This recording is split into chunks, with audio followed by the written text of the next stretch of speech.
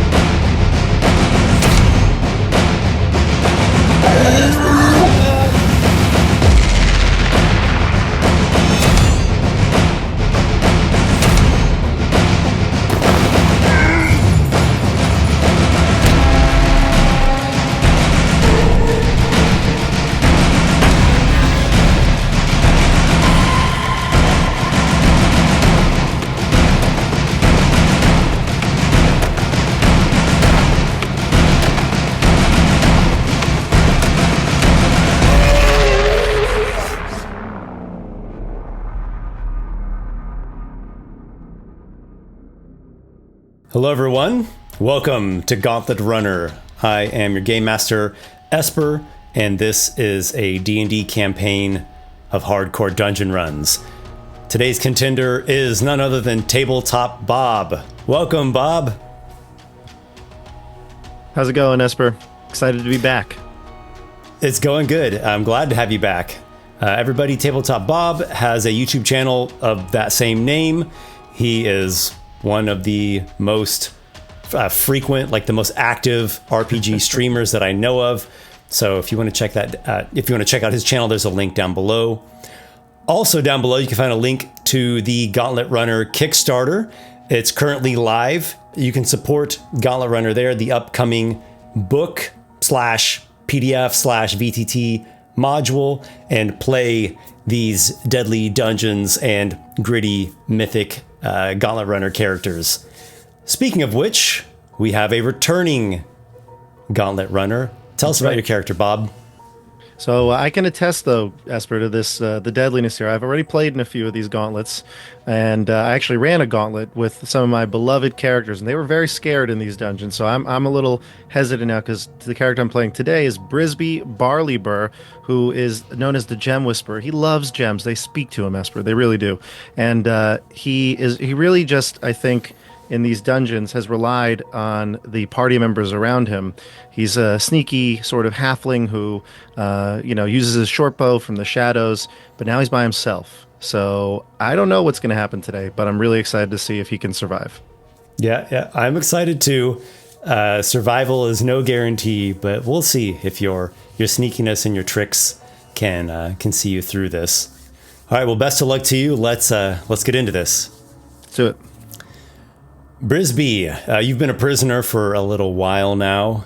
Your fondness for gems got you into some pretty serious trouble. And as with many other prisoners who have committed serious crimes, you have been put into the great games of Bazagon City as a gauntlet runner.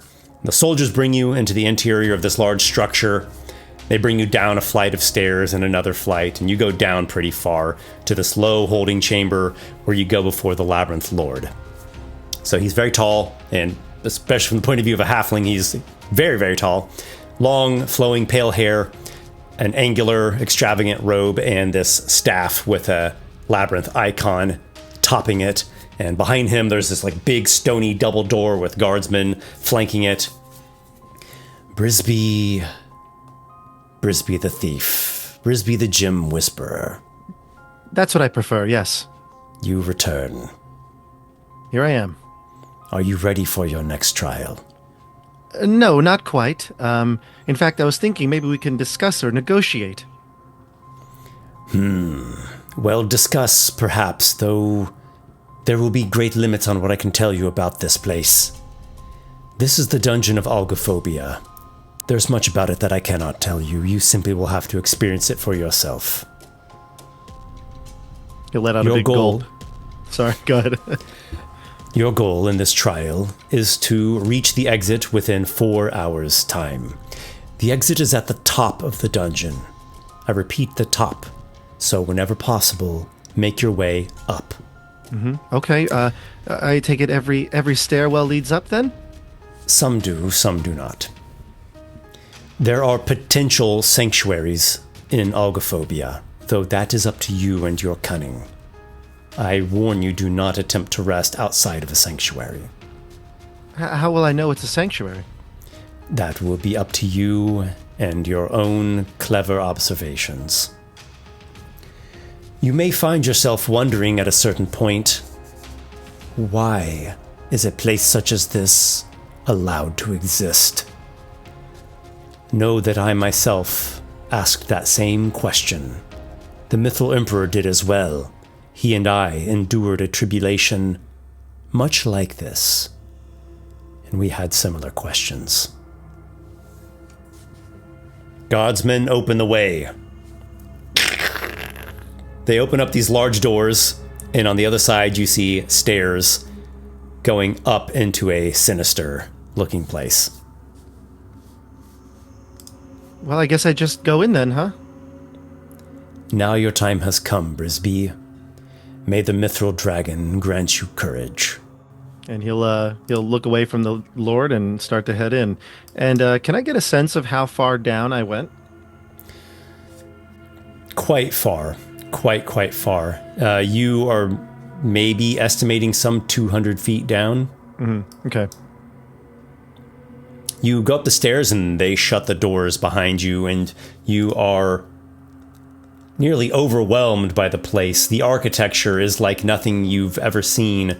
It's menacing, angular, scythe-shaped wall supports, masonry like of a style that you've never beheld, and the air itself pricks at your nose with a scent of brimstone. Looks like a torture chamber. I'll point out a few features, and I'll tell you what's going on. Okay, great. So I see that I'm at the... Am I going upstairs to get to this level? Yeah, you're just coming to the top of the steps there. Okay, great. So I'm at the top of the steps, and I see that there's small little alcoves and things like that. Is that where there's chains here, and is that what I see? Yep, that looks like a curtain of chains. Heavy chains, there's a lot of them. This is a brazier with a red flame. The torture chamber up here looks to have Iron Maidens in it, and this Iron Maiden is shut, and there's a tall, devilish man who is tormenting somebody inside the maiden. So he's actually looking away from you presently. The metal maiden face has like this wailing mouth, and the mouth and the eyes are just holes. And so he's looking through the viewing holes, and he presently has what looks to be a bunch of long needles in one hand. Surely you've got room for one more. No, please! And he is jabbing somebody inside the Iron Maiden and tormenting this person who's pleading some poor sod on the inside. Oh, well, who am I to judge someone else's fun? I'll try to stealth closer to these alcoves and stay out of sight of this devil creature. All right, go for it. Just a regular stealth check, correct? Yes, please. Okay. That is looks like a 25. You slip into what you refer to as an alcove, though it almost seems just more like the juts of the wall supports, and in between them there's just a little gap with quite a bit of shadow. Yeah, I see. Actually, now that I'm there, it's really just a very small little bit of cover that I'd get. So I guess as I get closer to the brazier, I just want to maybe see if I can peer into this room and see how big it truly is, because I don't think I can really see it from where I was. So if I go to here, is that good? Mm-hmm. Yep, you creep along quietly, sneaking. It's a mid-sized chamber. The ceiling's kind of high. It's about a 15-foot high ceiling. This Iron Maiden here is open. You can see the spikes on the inside, and it looks like it has, you could shut it, and there's this bar that you winch, kind of like a locking mechanism. And then this Iron Maiden does not have a front. It's just the back half, and it's just open with the spikes on the inside. This is a table, has wrist and ankle restraints built into it. Here in the corner, it looks like there are chains and shackles affixed to the wall. And this looks to be like a stairwell with spiraling stairs going up. Okay. Oh, jeez. Do I think that this creature could fit into the Iron Maiden? Or is he too tall? Potentially, he could be forced into it. You would need to, someone would need to, with great strength, kind of put his head down and jam him in there. Right. But okay, it does. They do seem capable of holding large-sized creatures. Okay. And now that I'm close to him, does it look like he is like very preoccupied? Does he look like he's enjoying what he's doing? He hasn't seen me. He is taking some kind of sadistic glee out of tormenting the person in the Iron Maiden, and he draws another one of the long needles. I believe I missed a spot. And the person inside pleads to Fantak. Fantak, please free me from this hellhole. I have yet to see a god liberate a single person from this place. It would seem those that come here are forsaken by the gods. Pray as you will, they will not liberate you. And he jams another needle in there. Oh, jeez. Brisby shudders as a chill goes up his spine, even though he's so close to that brazier, which is probably hot. There's no heat. It seems to be just an ever-burning flame. Oh, okay, great.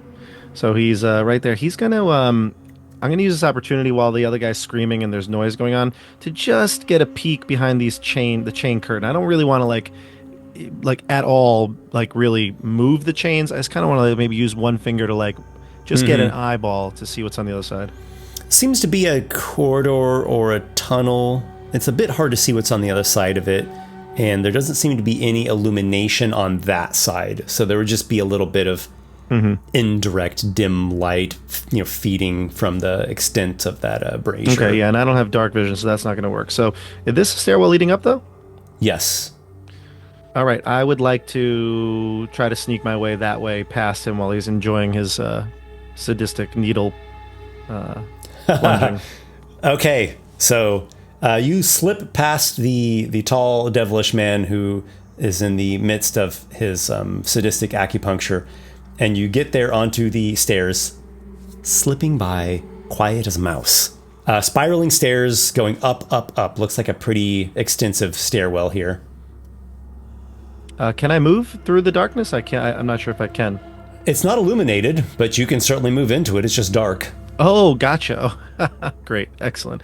So, so I'll start. I guess I'll keep my hand to the right of the wall and feel my way up as high as I can go. Okay. You climb the steps and you go up and up and up quite a ways. And this is... At least I'm heading up. Yeah, this is really, really a lot of work. You've maybe never seen a stairwell that climbs up so high. You must have gone maybe 70 feet when you can see now there's light. There's an end of the stairwell and there's some light up there. And okay, I'll approach it quietly and cautiously. So you are nearing the top of the spiral stairwell, and it seems to be exiting out onto a platform, or almost like this large pillar platform amidst this big pit cave. Interesting. And I see two creatures, or are they statues? Statues. They're brass devils. They're each holding up an arm. I assume the statue, it's an arm. The arm is part of the statue, and it's not a severed arm? Or well, it's all made of brass. Right, the arm itself is also part of the statue, or brass. Maybe if you want to get closer, you can take a close look at it and see if there are any details of note. Oh, dear. I look around at the top of this pillar here, down. How far down is the drop? 50 feet down. Oh, dear. When you exit, a slab moves horizontally and seals off the stairwell. Oh, it's a 50-foot drop down. Looks cavernous. The ceiling's kind of like this high, roughly dome-shaped ceiling. It's natural, so they're like stalactites, and it's irregular. There's this chain hanging down from the middle of the ceiling with like a little metal bowl and another ever-burning flame, kind of like a brazier that's aloft, providing illumination here. And there's a door. It's on the north cave face, so it's it's kind of at the same. It is at the same elevation as you. It's also at this 50 feet up elevation. So it's just straight to the north. And it's like a stone door. It's shut. Mm-hmm. And the door frame itself is this devil head. So it's like, if you were to open this door, you'd be walking through the mouth of this sinister devil face. Mm. Yeah, Brisby does not like this at all. So he's going to look around these statues and inspect them. I am going to take out my... dagger right now just to have it out in case something were to pop out, and I don't really want to touch things really with my hands. I'm kind of using my dagger maybe to manipulate. I'm looking at tap here or there and try to like see if these statues have any sort of hidden secrets to them, compartments or movable features. Okay, cool. So I'll tell you a couple things and then maybe you'll do a skill check. So the statues, they pretty much look identical. They're brass. They seem hollow. You tap on them, they're hollow. The arms that they're holding up are hollow. I mean, you can even see inside of them. They're almost like gauntlets, the way that they're fashioned. The one that you're standing next to at the moment, the brass arm is its own object. It's like the statue is literally holding a different object. Mm-hmm. The one to the right, it's all one and the same. They're fused together. They're just this one object. Articulated fingers, so they really are more like gauntlets. The statues seemed affixed to the ground. They have like bolts fastening them to the ground. I noticed they're really close to the edge too. Is that like, does it look like that's really solid in there? Like maybe it could be broken off? Well, it's definitely solid in there. Okay, so not for you imagine if someone were to apply sufficient force or strike it with some heavy blow, you could probably break them loose and knock them down. Not me. Okay.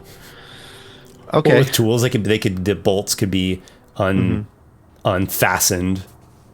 Okay, I'm gonna go to the other one that seems like the arm is fused to the statue here, and I want to see if I can manipulate that at all. If it has like a mechanism that can unattach it or something, I can use thieves' tools if that's the case. You don't notice any mechanisms.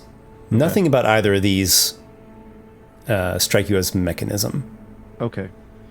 Here's what I'm going to do then. So I'm going to take out my crossbow. And I'm just going to fire one shot over at the door here. Just to hit it. Maybe almost even like knock on the door. Maybe somebody will answer. So I'm going to shoot a bow and see if I can hit it and make a noise. Okay, make an attack roll. Ooh, not great. That is a 7. Okay, you take your shot. Your bolt sails over there and just like deflects right off of it. Kind of ruins the bolt. Oh. Seems to be a very sturdy door. It's solid stone. Maybe it's heavy. It could be like particularly strong. Maybe it could be destroyed, but it doesn't seem to be an easy thing to destroy. Yeah. Okay. I say, well, the clock is ticking, and I go over to this statue. I don't know if I can reach it from where I am, if I'm too short or not, but I'll try to do my best to get this arm off of the statue.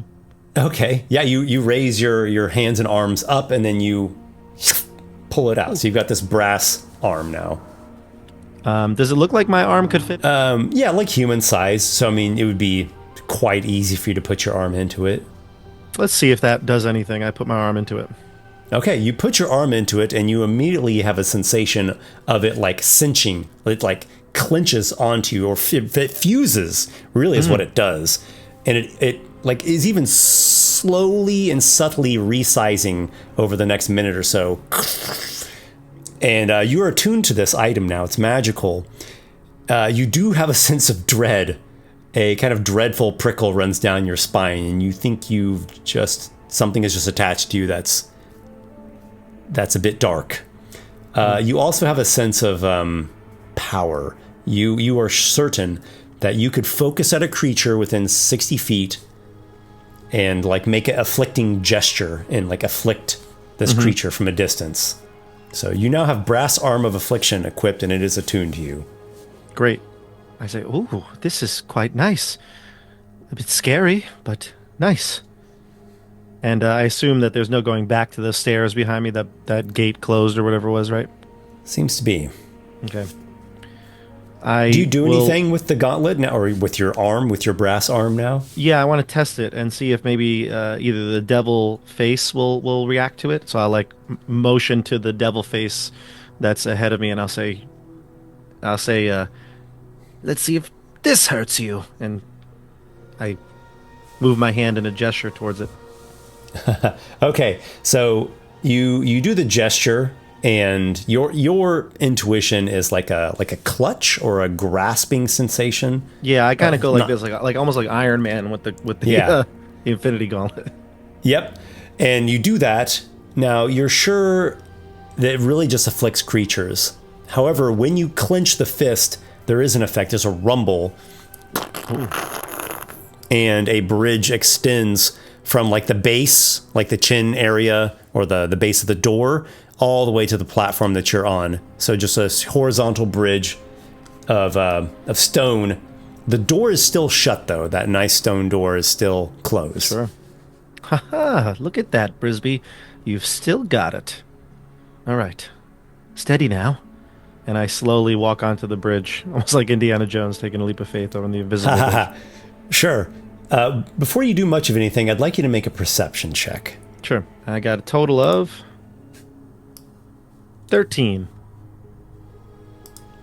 Okay, so what you did not notice as you make your way across the bridge, let's say you've gone out there maybe halfway because you're walking out across it when something happens here. Sure. A web, a thick strand of spider webbing shoots out at you. Yeah, make a dexterity saving throw. Oh dear. 15. 15 is a success. You evade it nimbly. There is a kind of an upper ledge up here, and it's a little bit higher than where you're at. You're at like plus 50 up from the pit, and that's like at plus 65. So it's like 15 feet higher up than where you are. Oh, it's like this area, right? This area in the right map? Here, actually, a giant spider, and it is coming out now from its area. Okay, and it got the recharge, so it's crawling along, and it kind of comes down to your elevation, and it's on the wall, and it shoots another web at you. Make another dex save. Not good this time. That is a 9? You are webbed up. It is your turn, Brisby. Oh no! Back, beast, back! And I'll gesture with the glove again. This time I want to hurt it, and I say, away! All right, you seek to afflict the spider. Roll 2d12 of psychic damage. It's going to roll a wisdom saving throw.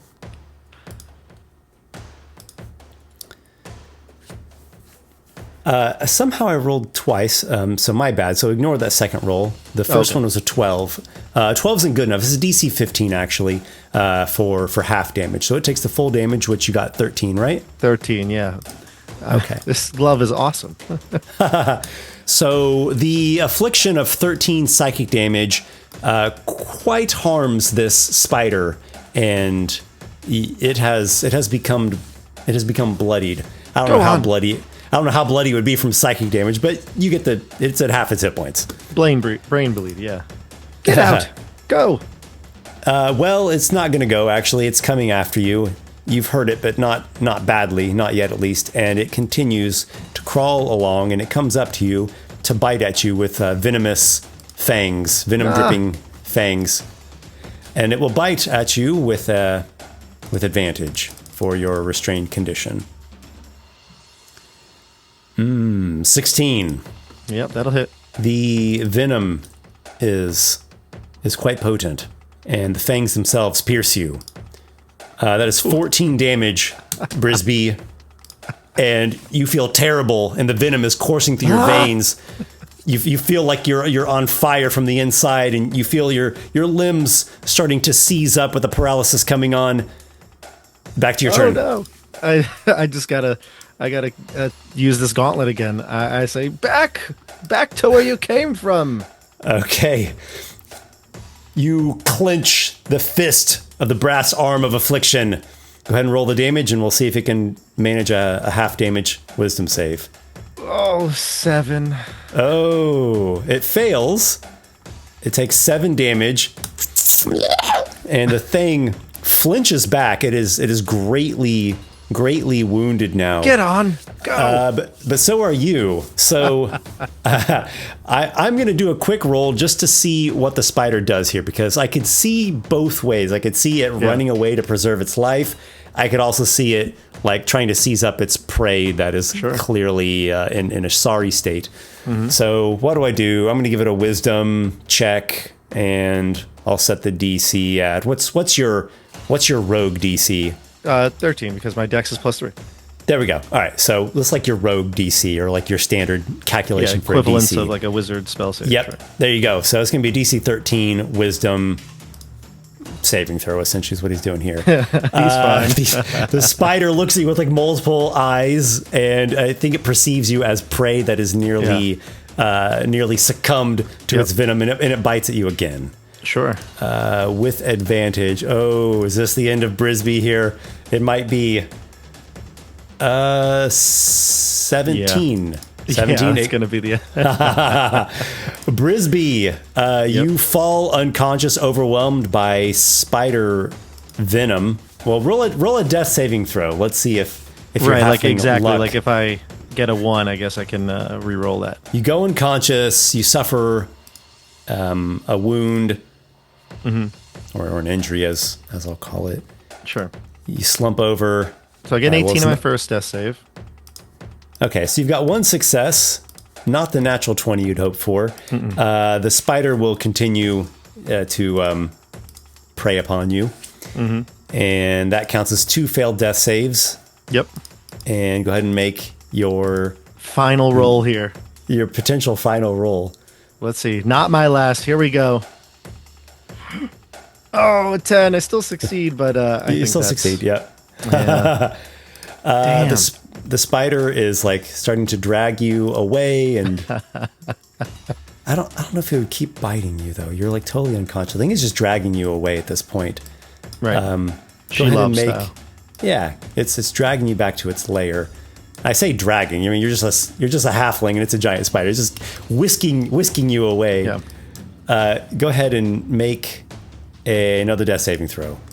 And I still probably need a 20 because I'll just be stable and still unconscious, and it can eat me whenever it wants. So I feel like it's got to be a 20 here. Let's see. I succeed. I am unconscious, stable. Okay. But yeah. Brisby, you are the ideal prey for this spider. Yep. And it will cocoon you up in webbing and will be feasting upon you shortly. It's not a big dinner, I'll be honest with you. Oh, Brisby, man. What can you do? You were off to such a good start, but you didn't notice a spider up there.